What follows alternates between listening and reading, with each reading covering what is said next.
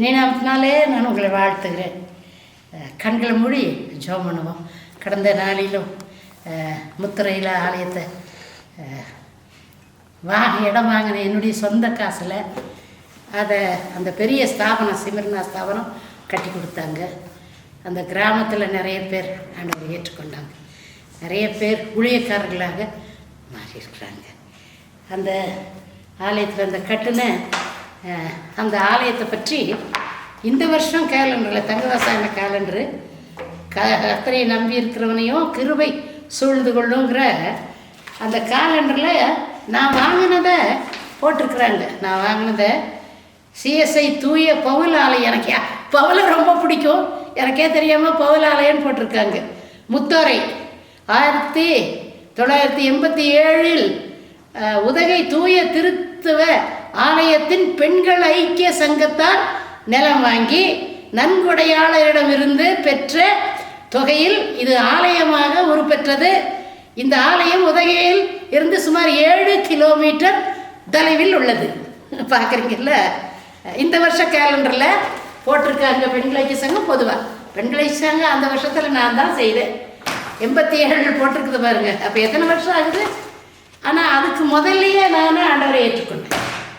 81 82 அதுக்கப்புறம் ஊழியத்தை செய்து வாங்க கர்த்தர் உதவி செய்தார். அது ஒன்று. ரெண்டாவது, நான் இங்கே ஒரு இடத்த வாங்குறதுக்கு வெறும் வெளியில் இருக்கிற இந்து மக்கள் எனக்கு கொடுத்தாங்க. இப்போ உட்காந்துருக்கிறேன்னே ஒரு சபை, இது 2வது சபை. கர்த்தருடைய நாமத்துக்கு ஸ்தோத்திரம். இதில் உட்காந்து யாரும் இதுக்காக இது வெறும் விசுவாசிகள் எனக்கு கொடுத்தாங்க. இதை கட்டுறதுக்கு கர்த்தர் உதவி செய்தார். இன்னைக்கு 18 வருஷமாக நான் இங்கே குடியிருந்து ஊழியர் செய்கிறேன். அதனால் இன்னும் மறுபடியும் கட்டணும்னு எனக்கு ஆசை. தயவு செய்து என்னை நம்புங்க, எனக்கு காணிக்க அனுப்புங்க.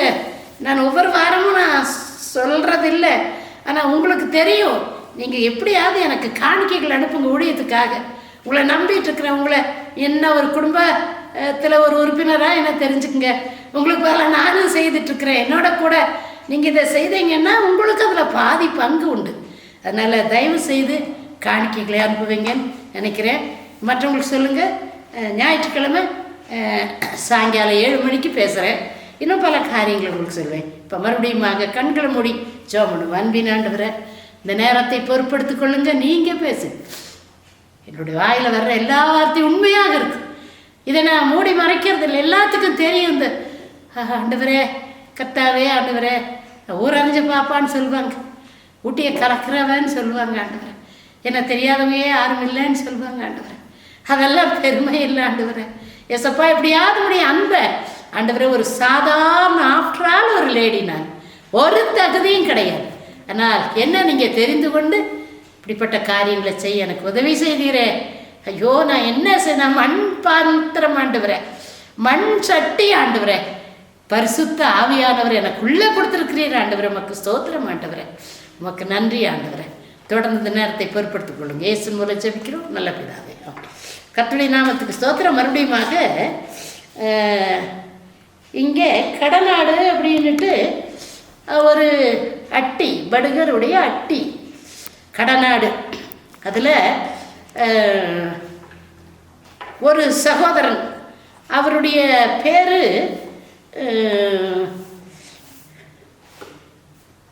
நஞ்சுண்டையா, படுகா நஞ்சுண்டையா.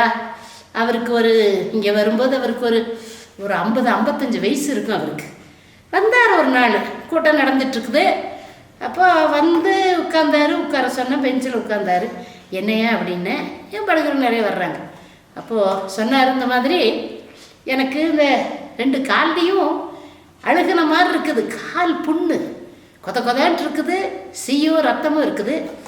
அது அப்படியே இருக்குது. அது அவருக்கு சாதாரணமாக ஏதோ ஒரு துணியை போட்டு மூடி இருக்கார். ஏன்னா வெளியில் போகும்போது டஸ்ட்டு அப்படியே ஆகும்.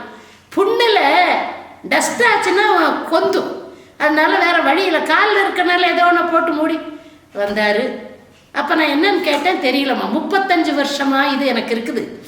என்னென்னமோ நாங்கள் பார்த்துட்டோம். இங்கிலீஷ் வைத்தியம், தமிழ் வைத்தியம் ரொம்ப பார்த்தேன், எல்லோரும் சொன்னாங்க.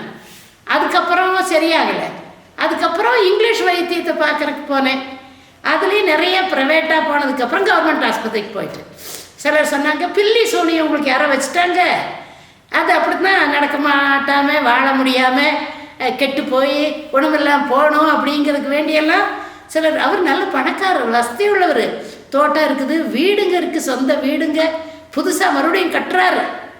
அதில் அந்த அஸ்திவாரம் போடுறதுக்கு என்கிட்ட ஒரு நாணயம் கேட்டாருமா, நீங்கள் கொடுங்க, அதை கொண்டு போய் அஸ்திவாரத்தில் போடும். அப்படி நல்ல வசதியானவங்க, நல்ல குடும்பம், நல்ல அருமையான பசங்க, அவங்களுக்கு ஆண் பிள்ளைகள், நல்ல பொட்ட பிள்ளைகள்லாம் இருக்குது. அப்போது அவர் சொன்னார், இந்த மாதிரி யார் செய்ததோ தெரியலம்மா, நான் போன மாதம் நம்ம ஊட்டி கவர்மெண்ட் ஹாஸ்பிட்டலுக்கு போனேன். அங்கே ஒரு 2-3 நாள் நான் அந்த மருந்து வாங்க போகும்போது அவர் ஒருத்தர் இங்கே வாங்க அப்படின்னார். அங்கே வேலை செய்கிற அந்த ஹெட் குவார்ட்டரில் கவர்மெண்ட் ஹாஸ்பிட்டலில் வேலை செய்கிற ஊட்டி என்னைய கொஞ்சம் அப்படி கூப்பிட்டாரு. வெளியில் வந்ததுக்கப்புறம் என்னங்க அப்படின்னு கேட்டேன். அவர் சொன்னார், இதெல்லாம் சரிப்படாது, அங்கே ஒரு சகோதரி இருக்கிறாங்க இந்த ஊட்டியில், ராணி தியாகராஜன் சொல்லிட்டு, நீங்கள் அங்கே போங்க, ஏன் உங்களுக்கு சுகமாகும். நிஜங்களா அப்படின்னு நம்ம யாராச்சும் எது சொன்னாலும் சுகமாகணும்னா என்ன வேணாலும் நம்ம செய்வோம். அதுதாம்மா நான் வந்திருக்கிறேன் அவர் பேச கேட்டு அப்படின்னு வந்தார். வந்ததுக்கப்புறம் எல்லாரும் சேர்ந்து அவருக்காக நான் என்ன பொருத்தனை பண்ணேன்னு உங்களுக்கு தெரியாது. யார் வந்தாலும் என்னுடைய நோய், என்னுடைய காது, என்னுடைய இருதயம், என்னுடைய கிட்னி, என்னுடைய கண்ணீரல், மண்ணீரல், நுரையீரல், இதெல்லாம் அவங்க வந்து சொல்லும்போது அதெல்லாம் எனக்கு வரும். அந்த வேதனை எனக்கு வரும், அந்த வலி வரும். எனக்கு தலைவலின்னு சொன்னால் எனக்கு தலைவலி வரும். அது அப்படி என்ன ஆண்டவர் மாற்றிட்டார். அப்புறம் நான் அழுது ஜெபம் பண்ணுறேன். நான் ஊழியத்துக்கு போகணும். கால் ஆண்டவர் சொல்கிறீங்க, ஊழியனுடைய பாதங்கள் எவ்வளோ அழகாக இருக்குது மலையில். இப்போ ஏன் இந்த காலம் எனக்கு இவ்வளோ இதே தான் எனக்கு இப்போ இருக்குது அப்படின்னு சொல்லி போராடி ஜெபம் பண்ணி பல வாக்குத்தத்த வசனங்கள் எல்லாம் சொல்லி ஒரு வாரத்தில் காஞ்சிருச்சுங்க. இதே கடநாடு, இந்த கடநாட்டில் அருமையான சகோதரர்கள் இருக்காங்க. அந்த கடநாட்டில் உள்ள பேர் என்ன தெரியுமா? ஆர்எஸ்எஸ்காருடைய கோட்டை இல்லையா? ஆர்எஸ்எஸ்காருடைய கோட்டை அது. அங்கிருந்த எல்லாம் பல திட்டங்களை போட்டு செய்கிறாங்க. கர்த்தருக்கு ஸ்தோத்திரம். அதனால அங்கிருந்து வந்தவரை சுகமாக்கிட்டார். தொடர்ந்து வர ஆரம்பித்தார். அங்கிருந்து பல பெண்கள் வந்தாங்க. கடநாட்டில் பல பெண்கள் வந்தாங்க, தெரிஞ்சும் தெரியாமலும். நானும் அங்கே போவேன். எனக்கு யாரும் பார்க்க கண்டுக்க மாட்டாங்க. சகோதரர்கள் பார்ப்பாங்க, ஒன்றும் சொல்ல மாட்டாங்க. இது என்னன்னு எனக்கு தெரியலைங்க. எனக்கு எதிர்ப்பு இல்லைன்னு சொல்லி இதுக்கு மேலே எதிர்ப்பு வருமோ என்னமோ தெரியாது. ஆனால் கர்த்தர் என்னோட கூட இருந்து, நீ எவ்வளோ காலம் இந்த கடைசி மூச்சு இருக்கிற வரைக்கும் ஏசு நல்லவர்னு சொல்லுவேன், ஏசு நல்லவர்னு சொல்லுவேன். நல்லவர் அப்போ ஒரே ஒரு வார்த்தை சொன்னால் போதுங்க. அந்த நல்லவருக்கு பின்னால் யாராருக்கு நல்லவர், எந்தெந்த வகையில் நல்லவர், எப்படிப்பட்ட காரியங்களை செய்கிறவருங்கிறது என்னுடைய ஆண்டவருடைய ஒரே ஒரு நாமம் நல்லவர்னு மாத்திரம் ஆணித்தரமா அழுது கொண்டு விசுவாசத்தோடு நம்பிக்கையோடு, இதை தவிர எனக்கு வேற ஒன்றும் இல்லைன்னு சொல்லி பாருங்க.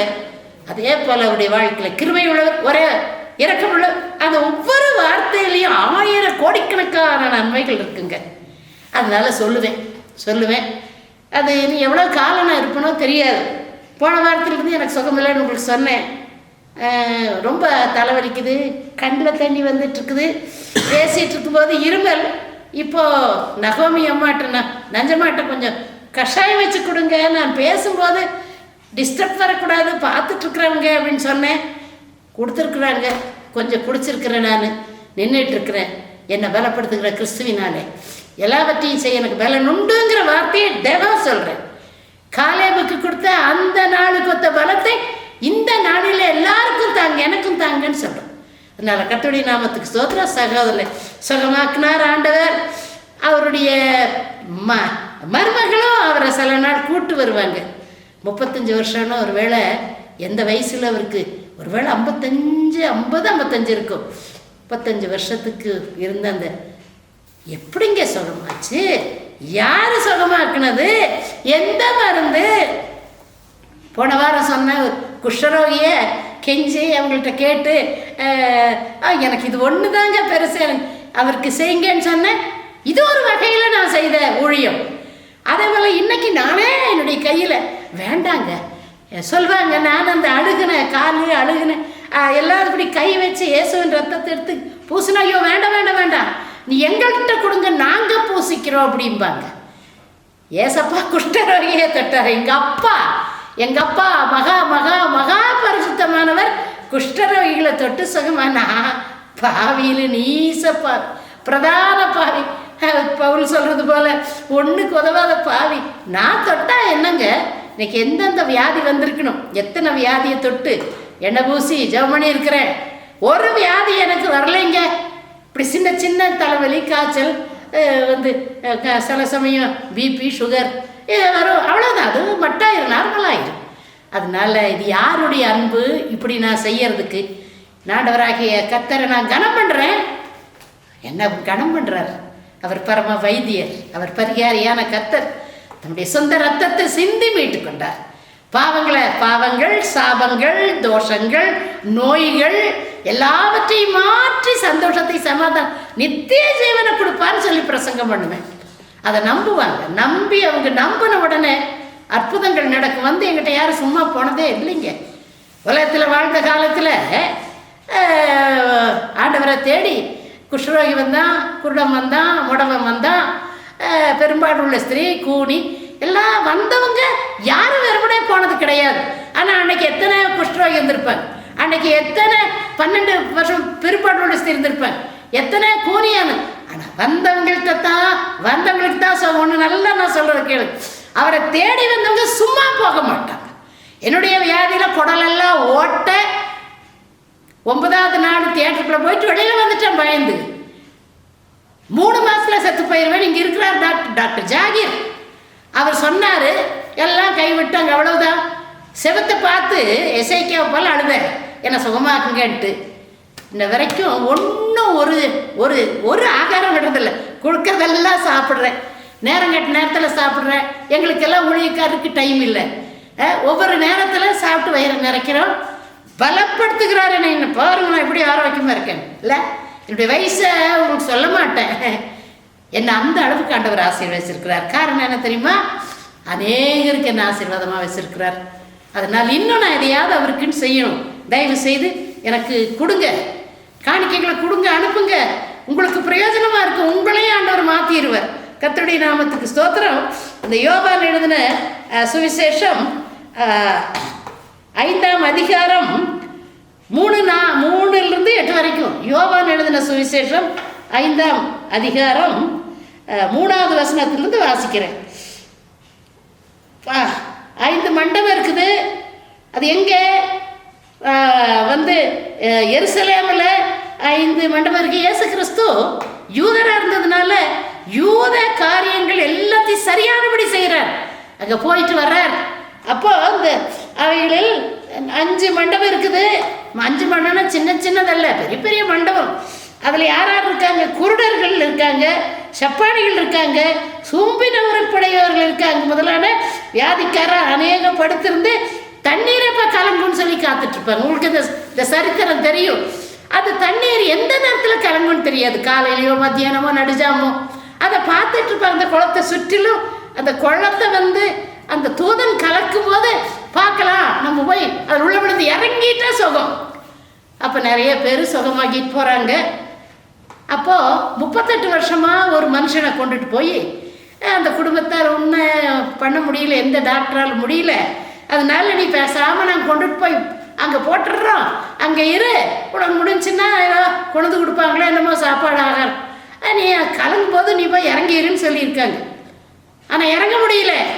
அன்றைக்கு ஆண்டவர் இந்த யூதருடைய பண்டிகையை முடிச்சுட்டு நேராக பாயிண்ட் பண்ணி வர்றாருப்பார். இப்போ உங்களையும் என்னையும் பாயிண்ட் பண்ணி ஆயிரக்கணக்கான பேர் என்ன போல் இருப்பாங்க, உங்களை போல் இருப்பாங்க. ஆனால் கர்த்தர் தெரிந்து கொண்டாருன்னா தேடி வருவார். நீங்கள் போக வேண்டாம், விசுவாசத்தோடு நீங்கள் இருங்க. அப்போ அந்த அவனை போய் பார்த்து சொல்கிறாரு, உனக்கு கேட்குறாரு, படுத்திருந்தவனுக்கு வெகுமாக நோக்கி சுகமானவனு உனக்கு விருப்பமானு கேட்குறாரு. இதை அப்படியே படித்து பாருங்க, சொல்லிகிட்டு இருக்க. அப்போது அவன் சொல்கிறான், ஆமாங்க ஐயா, சுகமாகறதுக்கு எனக்கு ஆசை. யார் என்னை கொண்டு போய் விடுறது? நான் போகிறதுக்கு உருண்டு புரண்டு போகிறதுக்குள்ளே யாரோ விழுந்துடுறாங்க, உள்ள சுகமாயிடுறாங்க அப்படின்னு நிற ஆசையோட அப்படியே வேதனையோடு சொல்கிறான். இதுக்காக தான் ஆண்டவர் அங்கேருந்து வர்றாருங்க. 38 வருஷமா 28 வருஷமா பல வியாதியா பல போராட்டங்களில் படுத்துட்டு இருக்கீங்களா? அவரை பாருங்க. அவர் உங்க மூலமா அவருடைய நாம மகிமைப்படணும். நீங்க யாரு? நீங்க உங்க மூலமா நீங்க பிறந்ததின் பயன் நமக்கு வேணும்னு சொன்னா ஆண்டவராய் கர்த்தரை ஏற்றுக்கொள்ளணும். இல்லைன்னா பிறந்ததின் பயன் இல்லை. அப்ப நம்ம சாகிறதுக்குள்ள எப்படியாவது நான் ஏன் பிறந்தேன்? ஆண்டவருக்காக. அப்போ அப்படி நீங்க இருந்து பாருங்க. எத்தனை வருஷம் ஆனாலும் உங்களை சுகமாக்க வல்லவர். பைபிள் பொய் இல்லை, உண்மை உண்மை உண்மை. அதனால ஆண்டவராகிய கர்த்தர் பார்த்து பரிதாபப்படுறாரு. எழுந்து உன் படுக்கை எடுத்துக்கொண்டு நட அப்படிங்கிறாரு. இவன் பார்க்குறான், எடுத்துட்டு போகிறேன். அநேக இது நாடகத்துலலாம் பார்ப்பீங்க. அதை விட்டுருங்க. நீங்கள் இதை மாத்திரம் தனியாக சிந்திச்சு எந்திரிச்சு நடந்து போகிறான். அப்போ யூதர்கள்லாம் கேட்குறாங்க, அன்னைக்கு என்ன தெரியுமா அந்த நாள்? ஓய்வு நாள். அப்போ அவங்க சொல்கிறாங்க, அதெல்லாம் ஓய்வு அது இதெல்லாம் கற்பனைகள் வந்ததுக்கப்புறம் 10 அதெல்லாம் இல்லைங்க, அதெல்லாம் இல்லை. அப்போ இப்போ போகக்கூடாது, எப்படி நீ போகிற அப்படிங்கும்போது எனக்கு தெரியாது. ஒருத்தர் வந்தார், எழுந்து நடங்கிறாரு, நான் போகிறேன். யாருன்னு கேட்கும்போது தெரியல. இவன் என்ன பண்ணுறான்? நேராக வீட்டுக்கு வர்றான். 38 வருஷமாக சுகம் இல்லாதவன் அவங்களுக்கு ஒரு பெரிய ஆச்சரியத்தை கொடுக்கறதுக்கு நேராக எங்கேயும் போகாமல் நேராக வீட்டுக்கு வர்றான். வீட்டுக்கு வந்த உடனே எல்லாரும் பார்க்குறாங்க, ஐயோ நீயா நீயா, அந்த ஊரே திரண்டு வந்திருக்குன்னு நினைக்க நீயா ஆமாம் நானேனா. ஏன் இப்போ வந்திருக்கேன்னா இந்த மாதிரி ஆண்டவரையே ஒரு கடவுள் வந்தார், யாருன்னு தெரியல, எந்திரிச்சு நடன்னு சொன்னார். யார் அவர்? எப்படி இருப்பார் தெரியல, எனக்கு எழுந்து நடனாரு. நான் வந்துட்டேன், யாருன்னே தெரியல. அப்போது எல்லாம் அந்த சனிக்கிழமை தானே ஓய்வு நாள் சனிக்கிழமை தான். அப்போது எல்லாம் உட்காந்து பேசிகிட்டு இருக்காங்க. இவரை தூங்க விடலை. காலையில் வேகமாக அந்த 38 வருஷமாக வியாதியை எந்திரிக்கிறான், போகிறான், குளிச்சுட்டு நல்ல உடையை போட்டுட்டு நேராக சபைக்கு போகிறான், ஆலயத்துக்கு போகிறான். நமக்கு கர்த்தர் நமக்கு நன்மைகள் செய்தால் நம்ம முதல்ல அவரை தேடணுங்க, முதல்ல நன்றி சொல்லணுங்க. முதல்ல யார் அப்படி சொல்கிறாங்க? அந்த டாக்டராக்கும் இவங்களாக்கும் அவங்க கொடுத்த இல்லைங்க. ஆண்டவராகிய கர்த்தர் கொடுக்குற சுகத்தை அவருக்கு தான் துதி கனம் மகிமை மாட்சிமை புகழ்ச்சி எல்லாம் அவருக்கு தான் செலுத்தணுங்க. அந்த நன்றி உணர்வு இருந்துச்சுன்னா தொடர்ந்து நன்மை செய்வார். ஒருத்தர் சாட்சி சொன்னாங்கன்னா அடுத்தது இன்னொரு சாட்சியாக மாற்றுவார். அதனால இவன் நேராக ஆலயத்துக்கு போகிறான். எதுக்கு போகிறான்? யோசனை பண்ணிப்பார். 38 வருஷமாக இருந்தவன். ஜனங்கள் எல்லாம் விடிய பேசிகிட்டு இருக்காங்க. அவங்க பேசினப்ப எழுந்தா குளிச்சா நேராக ஆலயத்தில் போய் அங்கே இருக்கும்போது ஆண்டவர் பார்க்குறார். தேடும்போது அவர் நம்ம தேடும் பொழுது அவர் நம்ம தேடுவார். அவர் சொல்கிறாரு, நீ சுகமாயிட்ட இனி அதிக கேடு ஒன்றும் வராதபடி இனி பாவம் செய்யாதேங்கிறார். அப்போ தான் தெரியுது இவனுக்கு. அப்புறப்போ எல்லாத்தையும் பரப்புறான் சாட்சி. ஆண்டவர் நன்றியுள்ள இருதயத்தோட ஆலயத்துக்கு வர்றான். அங்கே அவர் இயேசு கிறிஸ்துன்னு தெரிஞ்சதுக்கப்புறம் எல்லாத்தையும் கூப்பிட்டு வலியை கூப்பிட்டு, நான் அப்படித்தான் சொல்லுவேன், வலியை கூப்பிட்டு சந்தர்ப்பத்தை உண்டாக்கி. நான் நடந்து போகும்போது பஸ்ஸில் உட்காந்தும்போது சும்மாவாச்சு இந்த கம்பல் ரொம்ப நல்லா இருக்குங்க. அந்த அம்மா பெண்கள் தானே, ஆமாங்க அங்கே வாங்கினேன் இங்கே. அப்புறம் ஒரு கருப்பு கலர் எனக்கு பிடிக்காது, எனக்கும் கருப்புக்கு தூரம். எங்கே வாங்கினீங்க இந்த புடவை? ரொம்ப நல்லா இருக்கே அப்படிமே. அவங்க ரொம்ப பெருமையா அப்படி சொல்லி நீங்கள் அப்படி இருக்கீங்க இப்படி சொல்லி இயேசுவை பற்றி சொல்லிடும். இப்படி போகிற நீங்கள் எங்கே இருக்கீங்க, உங்கள் பேர் என்ன?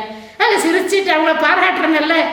இதுதாங்க. ஒரு கிராமத்துக்கு போவேன், 4-5 பேர் அந்த எல்லையில் நின்று சின்ன பசங்களை கூப்பிட்டு, இங்கே யாராச்சும் கிறிஸ்தவங்க இருக்காங்களா? இல்லைக்கா இங்கே யாரும் இல்லை. அவர் இல்லை, ஒரு அக்கா இருக்கு. நேராக அங்கே போவோம். கிராம மொழியை இப்படித்தான் நான் செய்கிறேன். உங்களுக்கு ஆலோசனையை சொல்கிறேன். அங்கே போன உடனே அவங்க, ஐயோ வாங்கம்மா வாங்க எல்லாரும் வாங்க, உள்ள கூப்பிட்டு உட்காந்து நாங்கள் பேசுவோம். அதை பண்ணி தருவாங்க, தண்ணி கொடுப்பாங்க. அதுக்கப்புறம் இனி எப்போ வர்றீங்க? அப்படித்தான் நான் கிராம மொழியை செய்கிறேன். அதுக்கப்புறம் அடுத்த தடவை போகும்போது இன்னும் 2-3 பேர் உட்காந்துருப்பாங்க. எங்கள் வீட்டுக்கு வர்றாங்க ஊழியக்காரங்க. இதுதாங்க கிராம ஊழியம். இன்றைக்கி எப்படி செய்கிறீங்க? யோசனை பண்ணி பாருங்க. கர்த்தருடைய ஆலோசனை, நான் உனக்கு போதித்து நீ நடக்க வேண்டிய வழி உனக்கு காட்டுவேன், உண்மையில் என் கண்ணை வைத்து உனக்கு ஆலோசனை. ஊழியங்கள் எப்படி செய்யணுங்கிறது என்கிட்ட கேளுங்க. பல வருஷமாக செய்துட்ருக்கிறேன். அதனால் கர்த்தருடைய நாமத்துக்கு ஸ்தோத்திரம். நன்றியுள்ள இருந்தேன். உங்கள் வாழ்க்கையில் ஏதாவது நன்மை நடந்திருக்கா? யாருக்காச்சும் சொல்லியிருக்கீங்களா?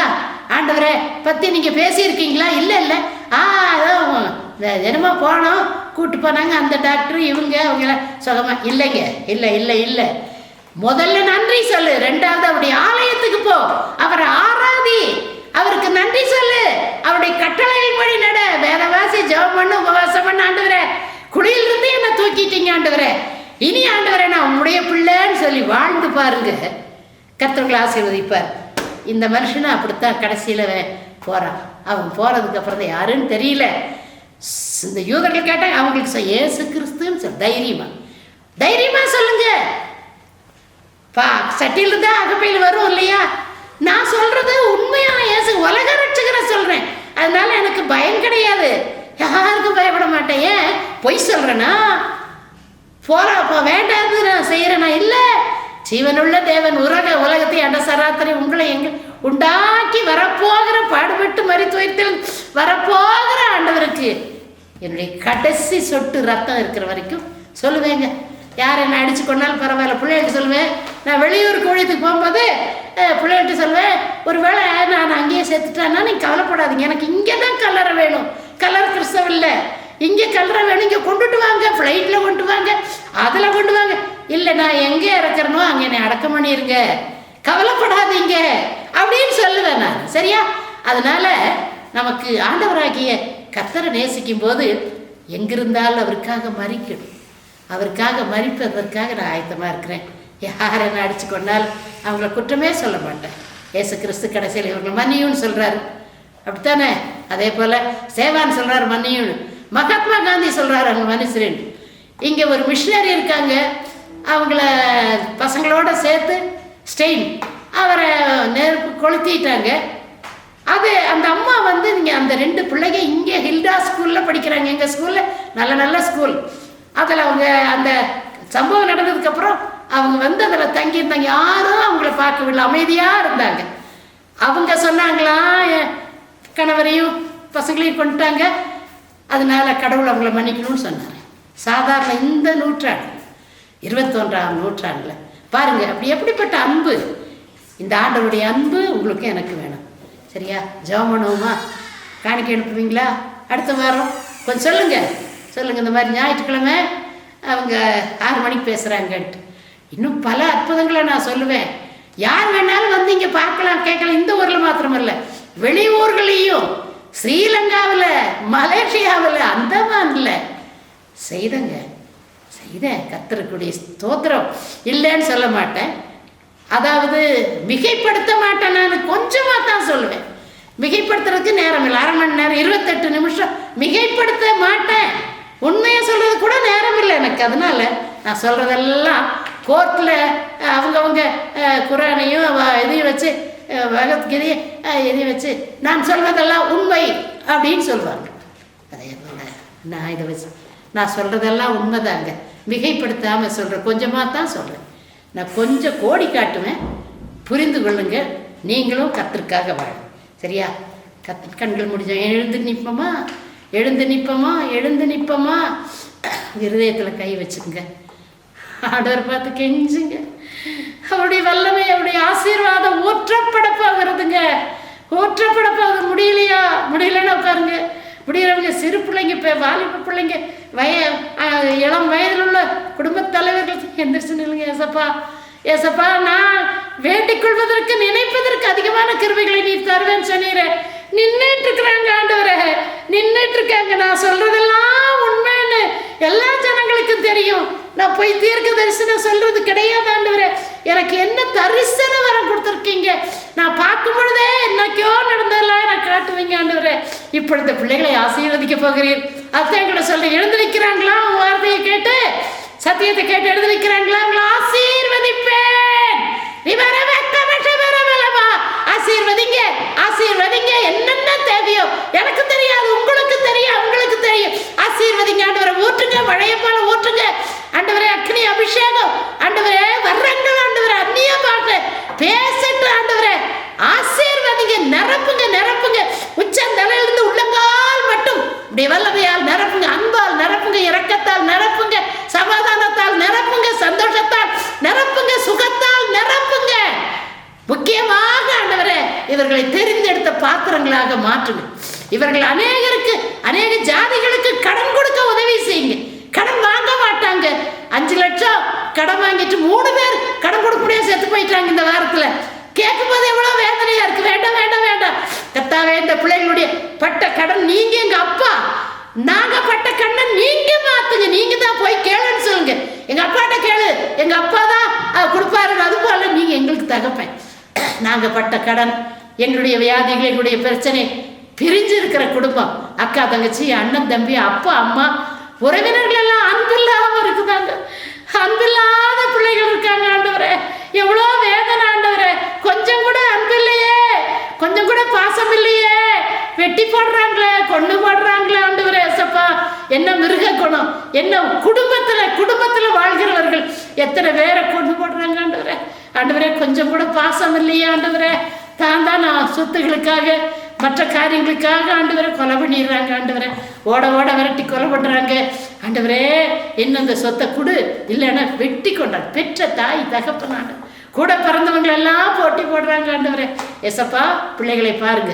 அப்படிப்பட்ட ஏதாவது இருக்குன்னு சொன்னா மாற்றுங்க ஆண்டவரே. கடன் வாங்கிட்டு இல்லைன்னு சொல்லுவாங்க, வாங்கிட்டு கொடுக்க மாட்டாங்க. அப்படியெல்லாம் இருக்குதாடு.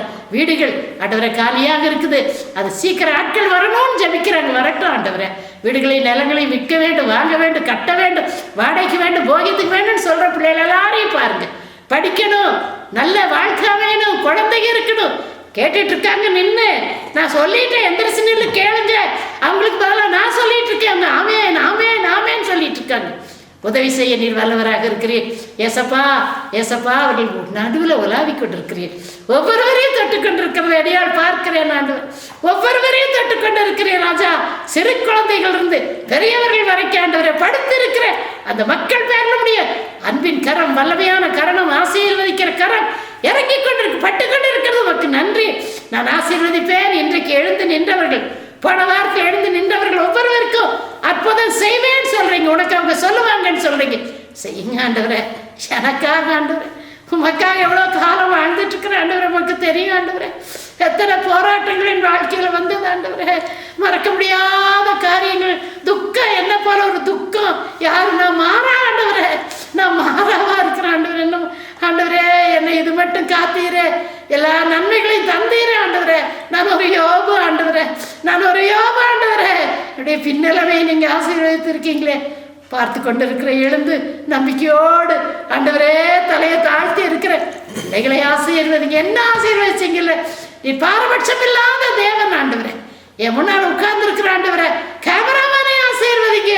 அவருடைய அம்மா, அருமையான மனைவி, அருமையான 2 பசங்கள், உயர்ந்த கல்வி கற்றுக்கொண்ட ஆண்டவரே, இந்த வருமானத்தில் நீங்க உங்களுக்கு செய்திருக்கிறீங்களே நன்மை. இன்றைக்கு அவர் ஊழியத்தை செய்யற மாதிரி செய்யறாரு ஆண்டவரே. உமக்கு ஸ்தோத்திரம் ஆண்டவரே. உங்களுடைய ஆவிக்குரிய ஆண்டவரே கண்களில் இவர்களை பார்த்து கொண்டு இருக்கிறேன். 2 பேர் கூடனா அவர்கள் நடுவில் இருப்பேன்னு சொல்லி, பூமியில எதை குறித்தாகிலும் ஒருமுறைப்பட்டார் அப்போ செய்தேன்னு சொல்லி செய்துட்டீங்க. உமக்கு நன்றி. தொடர்ந்து உங்களுடைய வாழ்க்கையை நான் பார்த்து உமக்கு நன்றி சொல்லணும், சாட்சி சொல்லணும். இயேசு மூலம் ஜெபிக்கிறோம் நல்ல பிதாவே. ஊழியங்களை உங்கள் ஜெபத்தினாலும் உதாரத்துவமான காணிக்கைகளினாலும் தாங்கும்படி பட்சமாய் கேட்டுக்கொள்கிறோம்.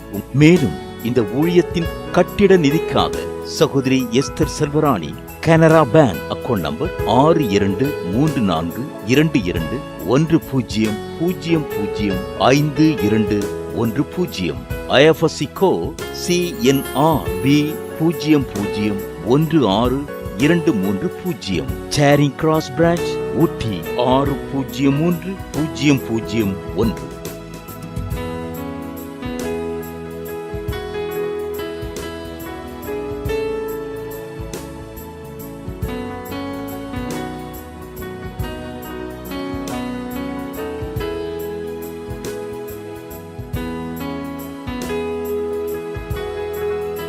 உங்கள் காணிக்கைகளை நீங்கள் அனுப்ப வேண்டிய எங்கள் வங்கி விலாசம்: Deborah good news ministries, Indian bank account number 6078957776, IFSC code IDIB 000U019, சேரிங் கிராஸ் பிரான்ச் ஊட்டி 603001.